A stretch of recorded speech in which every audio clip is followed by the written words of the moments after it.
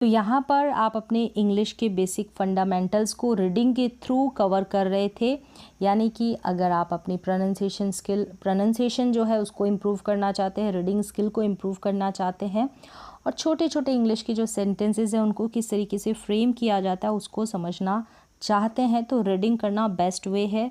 Reading करके आप अपनी ये सारी चीज़ें इम्प्रूव कर सकते हैं, अपनी वोकैबुलरी जो है उसको भी इम्प्रूव कर सकते हैं।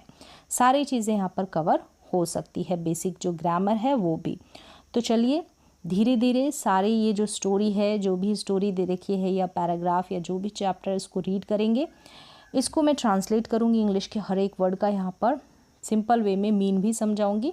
तो चलिए स्टार्ट करते हैं। तो ये भी बिल्कुल बेसिक यहाँ पर आपको स्ट्रक्चर मिलेंगे सीखने को, बेसिक वोकैबुलरी मिलेगी, तो हर एक चीज़ आप यहाँ पर इम्प्रूव कर सकते हैं।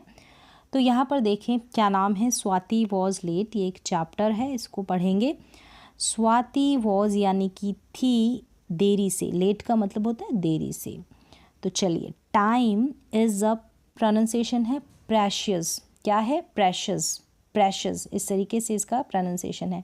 टाइम जो है वो प्रेशियस है, प्रेशियस का मतलब होता है कीमती है, क्या है कीमती है, थिंग यानी कि चीज़। टाइम एक कीमती चीज़ है, वंस गॉन एक बार चला जाए, ठीक है, वंस एक बार, गॉन चला जाना, एक बार चला जाए, इट नेवर कम्स बैक, तो ये कभी वापस लौट कर नहीं आता। कम बैक वापस लौटना, तो लौट, कम्स बैक दे रखा है, SEIS लगा है, इसका मतलब सिंपल प्रेजेंट टेंस है अगर वर्ब के साथ लगा है। तो यहाँ पर भी इस दे रखा है, ये भी सिंपल प्रेजेंट टेंस है। It is gone for ever, तो ये चला जाता है, ठीक है, it is gone for ever, for के लिए, एवर का मतलब हमेशा सदा के लिए चला जाता है। Time is a precious thing, once gone it never comes back, it is gone forever. There was a little girl, there was, there का मतलब यहाँ पर मैंने आपको अभी तक समझा दिया है, एज अ सब्जेक्ट देयर का यूज़ किया गया है। कोई चीज़ कहीं पर है, कोई व्यक्ति पर्सन भी हो सकता है, ये दिखाने के लिए यहाँ पर हम सब्जेक्ट के रूप में, कर्ता के रूप में देयर का यूज़ करते हैं। There was a little girl, एक छोटी लड़की थी, एक छोटी लड़की थी। नेम्ड का मतलब नामक या नाम की, उसका नाम था स्वाति। शी वह, वॉज यानी थी, वेरी बहुत, फॉन्ड ऑफ मतलब शौकीन होना, बहुत ज़्यादा शौकीन होना। किसकी शौकीन थी, वॉचिंग टेलीविज़न, टेलीविज़न देखना, टेलीविज़न देखने की बड़ी शौकीन थी। हर उसका फेवरेट था वॉज कार्टून सीरियल्स, उसका जो फेवरेट था वो था कार्टून सीरियल्स। हर टीचर्स, उसके अध्यापक, teachers and parents, used to, कोई काम हम किया करते थे पास्ट टाइम में, तो हम यूज्ड टू का यूज़ करेंगे, तो वो कहा करते थे, बोला करते थे। टेल मतलब कहना, हर यानी उससे, to use the, to use, use का मतलब प्रयोग करना, इस्तेमाल करना, किसका, द टाइम का, प्रॉपरली सही तरीके से इस्तेमाल करना, ये चीज़ उसे बोला करते थे। बट शी नेवर बॉदर्ड, लेकिन वह कभी नहीं बॉदर्ड होती। बॉदर्ड का मतलब बॉदर होना, परेशान होना, तंग होना, लेकिन वो परेशान नहीं होती थी। वन डे, एक दिन, हर मदर, उसकी मदर ने, मम्मी ने, मेड यानी कि बनाया, मेक की second form, a time table, एक टाइम टेबल, फॉर हर, उसके लिए, फॉर का मतलब लिए, किसके लिए, हर के यानी कि उस स्वाति के लिए। हर मदर, उसकी मदर, टेल की सेकेंड फॉर्म, टोल्ड, बोला, हर यानी उससे, her mother told her that की she would not get food, उसे, ठीक है, गेट का मतलब प्राप्त होना, मिलना, उसे फूड नहीं मिलेगा, तो मिलेगा, नॉट मतलब नहीं, गा गेगी का सेंस देगा यहाँ पर, विल की जैसे ये वुड। इफ़ यदि, शी डिड नॉट कम, अगर वह नहीं आई, to the dining table, dining table पर, डाइनिंग टेबल पर, ऑन टाइम यानी कि समय पर नहीं आई, तो उसे खाना नहीं मिलेगा। In the time table, in यानी में, टाइम टेबल में, तो she wrote the work to be done by Swati throughout the day, Swati के द्वारा जो भी काम किया गया उसकी मदर ने लिखा।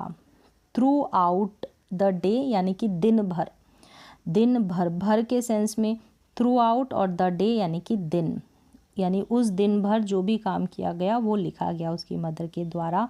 But Swati did not bother, लेकिन जो स्वाति है वो परेशान नहीं हुई। बॉदर परेशान होना, तंग होना।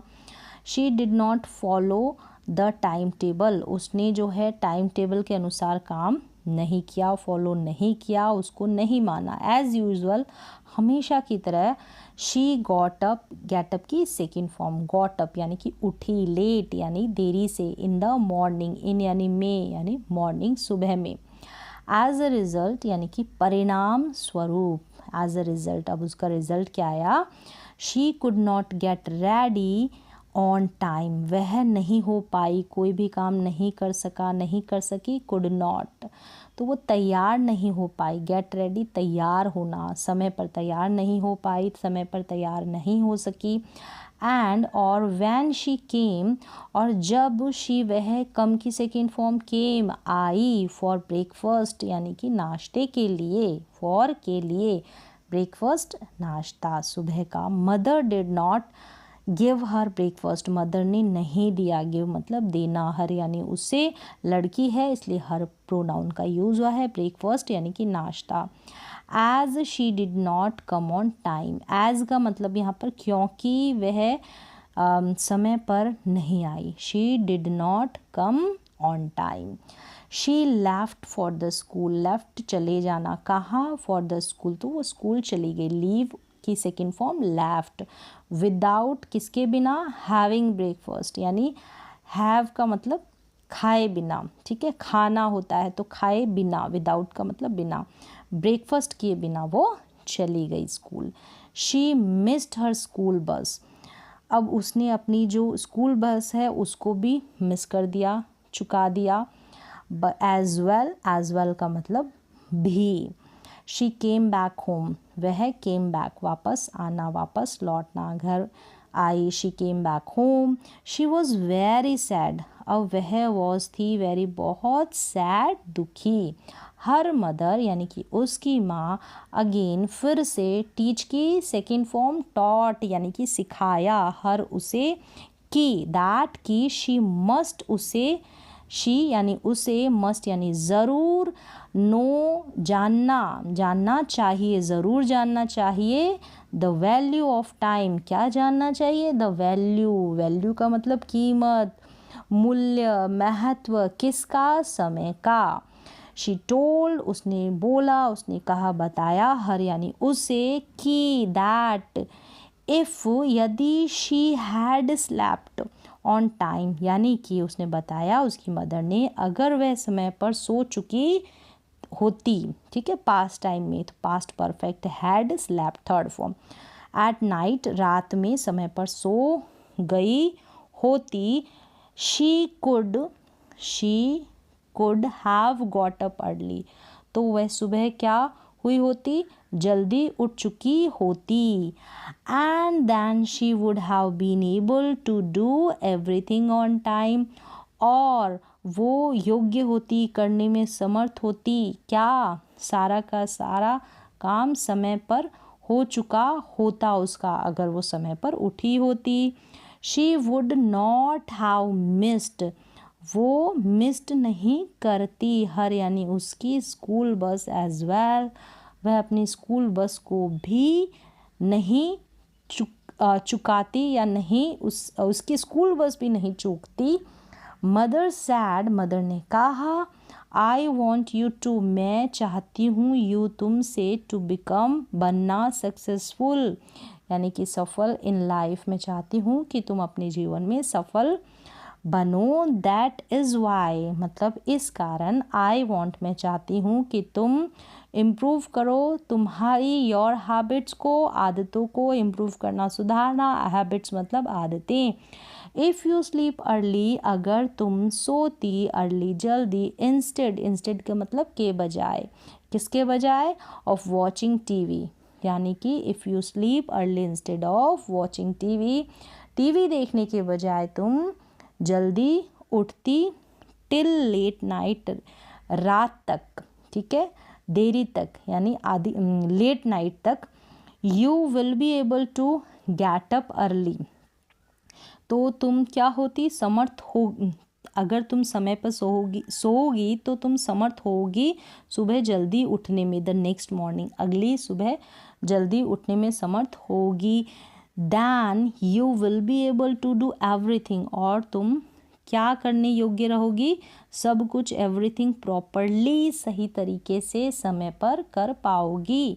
Swati promised her mother, Swati ने वादा किया अपनी मदर से कि that from that day, from यानी से, दैट डे उस दिन से, ऑनवर्ड, ऑनवर्ड का मतलब आगे या भविष्य में, फ्रॉम दैट डे ऑनवर्ड्स यानी कि उस दिन से आगे, she would do everything on time, उसने प्रॉमिस किया कि आगे से वो सब कुछ समय पर करेगी।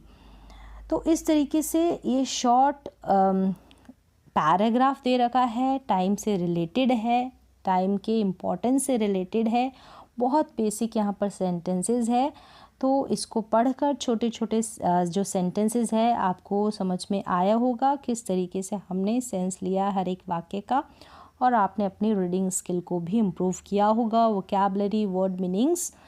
तो आज की रीडिंग की क्लास में बस इतना ही।